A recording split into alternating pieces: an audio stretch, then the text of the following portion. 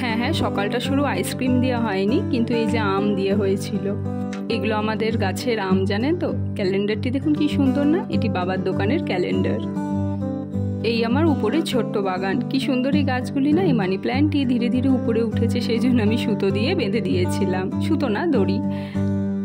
এই প্রত্যেকটা গাছেই মাটি দিতে হবে। আসলে মাটিটা অনেক দিন ধরে দেবো দেবো ভাবছি, কিন্তু দেওয়া আর হচ্ছে না।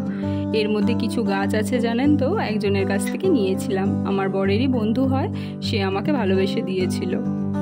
আজ হাট থেকে বাবাই সাদা বেগুনগুলো এনেছি। সাদা বেগুনগুলো ভাজা খেতে আমার যা ভালো লাগে না, কিন্তু ওই যে বেগুনে অ্যালার্জির জন্য খেতে পারি না। এইটি হচ্ছে আমাদের বড় বাগানের মানি প্ল্যান্ট। এই মানি প্ল্যান্টটির পাতাগুলো দেখেছেন?